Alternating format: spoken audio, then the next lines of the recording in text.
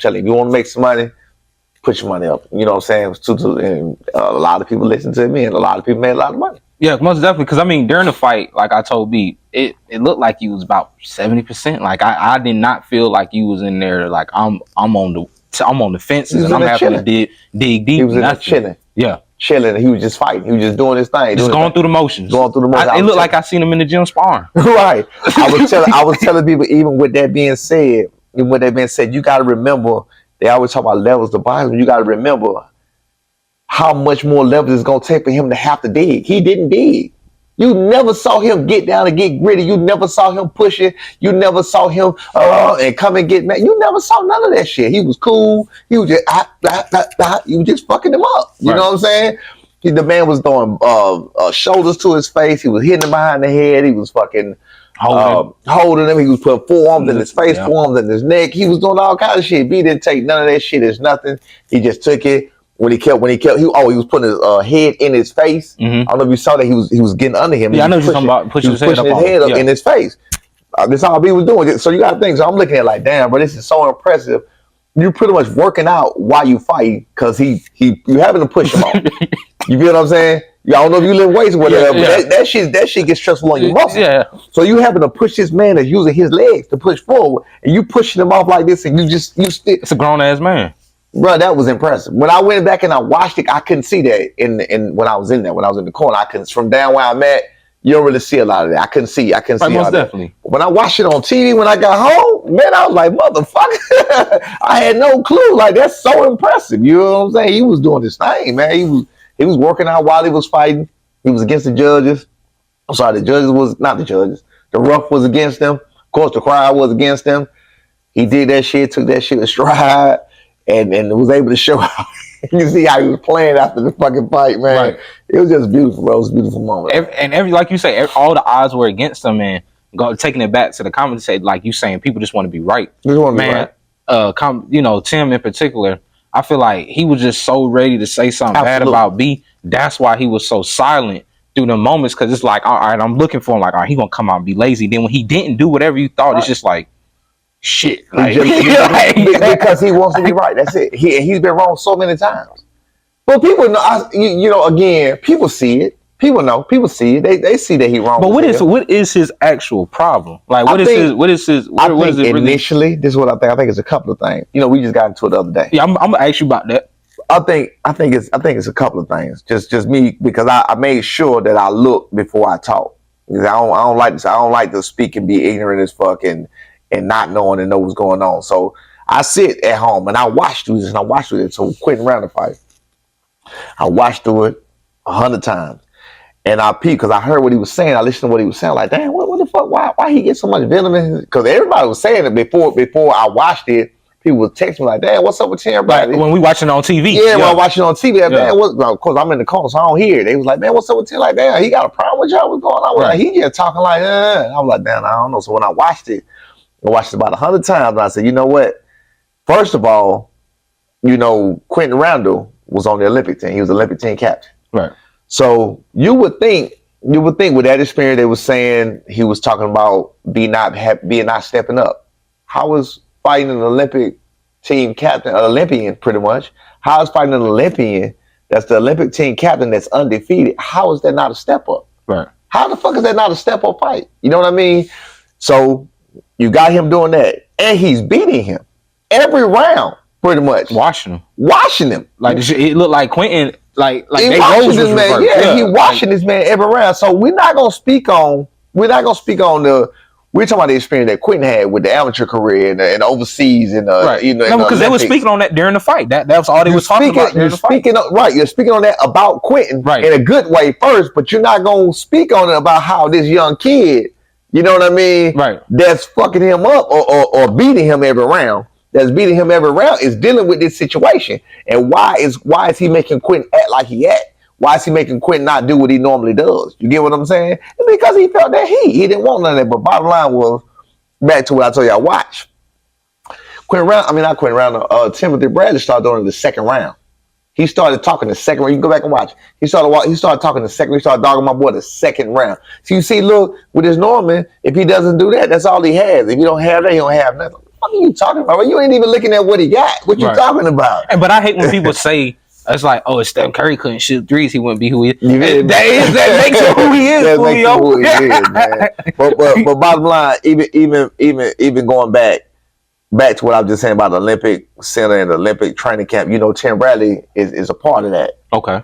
Timothy Bradley, if you know, you heard him talk about his story. Unfortunately, the boy lost. He had very 2 kids. You know, that's unfortunate. You know what I'm saying? I think he just wanted him to win. Everybody wanted him to have this story. Mm-hmm. You feel what I'm saying? And B just like with Giovanni. I know you heard this story they was telling about Giovanni. Right. He put a crossing out story. The fuck y'all story. You know what I'm saying? It fuck up the whole thing. Yeah. You got a story. He had 2 kids. He buried 2 kids. He got out of jail. He was punching the mat. You heard him? Yeah, not like Quentin taking a beating and they started talking about, well, you know, he lost his, you know, I'm not going to say that, but he experienced this tragedy. He experienced that tragedy. Absolutely. This and that. And I just felt like it had no place during the fight. Absolutely. On both ways. Absolutely not. Both ways. Absolutely not. So you talking about what he played. But again, B came in that motherfucking chop whole playing boy. Fuck y'all boy. You know what I'm saying? Right. It's my goddamn game. You feel what I'm saying? Fuck y'all boy. You feel me? So and I think that's what B did, man, and I'm proud of him for doing it. But I think that's where it started with Timothy Bradley. That's where it started with Timothy Bradley or whatever. And so after that, like I said, he was just looking for a reason to be right. Right. You know what I mean? Again, he never spoke on what this Olympian that you're talking about, and all this story that you're talking about. You never spoke on what he was doing in there and how he was fucking the fight. It takes 2 to tango. So if Quinn don't want to fight, he want to grab the hold and everything else. Okay, B not doing what he need to do to, you know, with the getting the distance and and smother him. Say, yeah, but this motherfucker is causing it too. You got 2 people in there. Right. He still beating him every round. Right. You know what I mean? Then you go off with some of the people saying he ain't got a jab. Well, damn, you go look when he ain't had no fucking right hand. That's all he did was jab. Right. Just the fight right before Quinn.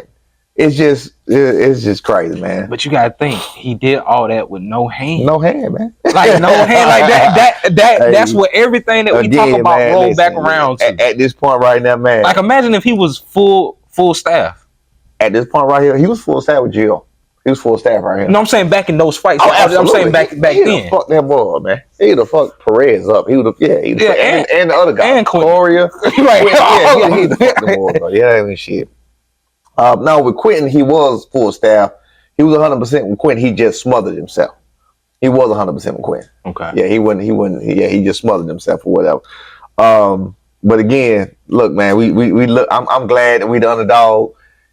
If they ain't talking about you, if they ain't saying shit negative about you, you ain't doing shit. You know what I'm saying? You got motherfuckers looking for you to lose because of that. You know what I mean? Looking for you to slip. They're looking for you to slip. Hey, that's fine. Keep paying. Look for the same thing they did to Mayweather. Right. And just look at people paying, like you said, whether you paying to see him win or paying to see him lose, you're still paying to see him. You still got your eyes on. Right. So you come up and tell you remember you heard what Bernie the Boxer said when he got dropped by Boca Chica? No, what he said? You didn't see that thing they put out?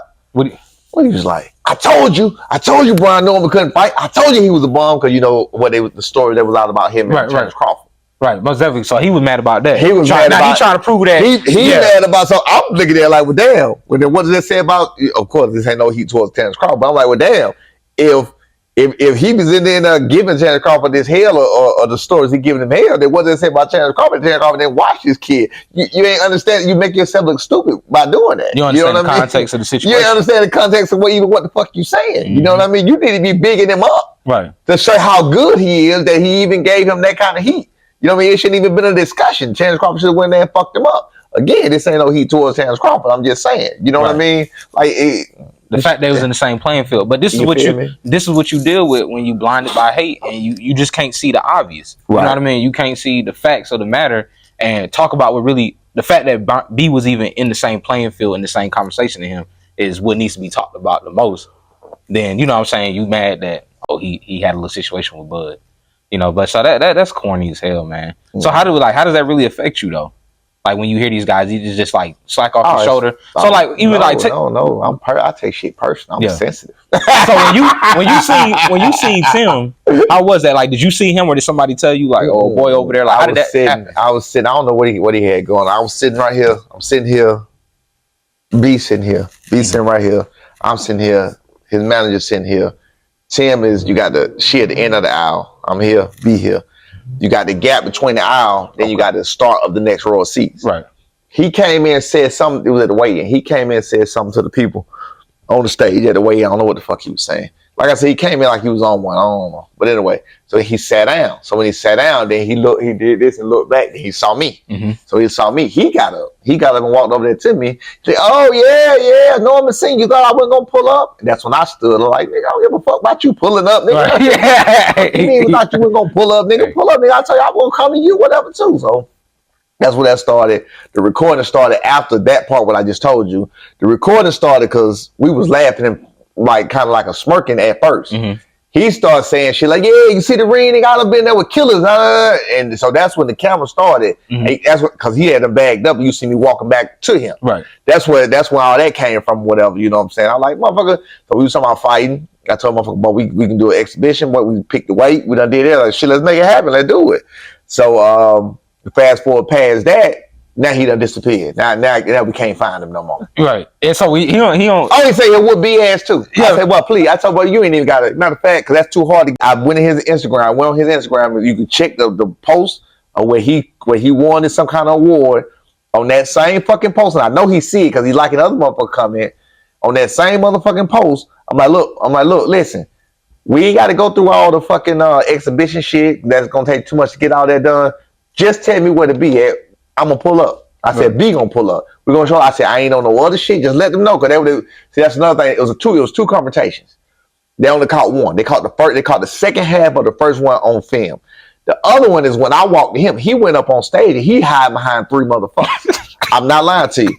He hid behind three motherfuckers on stage. I walked up to him. They were, oh man, nah, all that. Nah, bro. I said, listen, I'm a grown ass man. I got plenty of sense. I know what the fuck going on. I'm not finna hit that man. They standing. The two motherfuckers. It was one motherfucker I had to pass, and the two motherfuckers that standing shoulder to shoulder. I'm looking at these motherfuckers like, bro, if I want you to get the fuck out of my way, like y'all ain't blocking this. Yeah, I can get right. He right there. You know what I'm saying? Right. They right here. This nigga right there. Like, bro, if I want to get through, y'all niggas out the way. So you know what I'm saying? Y'all ain't finna stop me. So I'm like, listen. And I'm talking to them like, listen. I got plenty of sense, bro. I'm not finna. I just try to talk to the man. All right, man. Okay, man. We just don't touch. Like, don't touch that motherfucker. So I walked back up to him. So I told him, so he was like, man, he pretty much saying he better than be here. Well, all right, run it, bro. Let's make this shit happen. You know what I'm saying? I told him, yeah, right. Let's make this shit. Let's get it. Let's get it done. All that talking is over now. These niggas be all this internet shit. Because when I seen you step to him, I seen somebody that we know, and I, in our community said, oh, brother, you shouldn't have did that. Da da da da.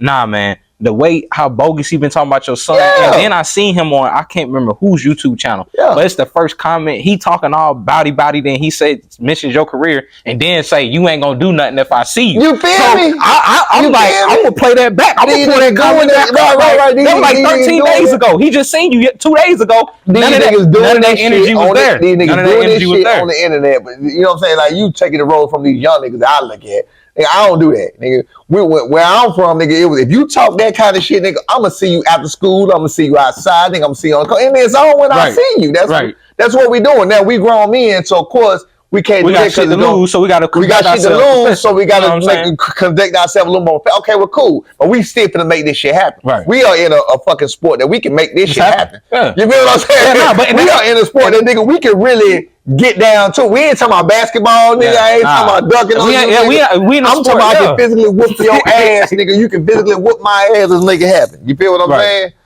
You can physically whoop my. You know what I'm saying? Yeah. Let's get it done. Let's show who. I'm loving what we talking about. We ain't talking about football. We ain't talking about something we gotta have a fucking team. Nigga, it's me and you. Right. Fist the cuffs, nigga. Let's go. You feel me? Yeah, no, I do feel you. I feel you because I mean, and that's the thing. What I love about combat sports is like, man, you can't just go around talking shit to people because, bro, you can't get seen about it. It's not for me and you to accidentally be in the gym at the same time together. Absolutely. And we got enough sparring equipment to get it on. And I pull up on people. Right. I pull up on people. And SEC, look, you don't know when you might be in the room with this man. I pull up on people. Even with the burning the box of shit, I try to go to Terrence Crawford. I pull up on people. You know what I'm saying? Again, I ain't trying to throw no shade on that or bring none of that back.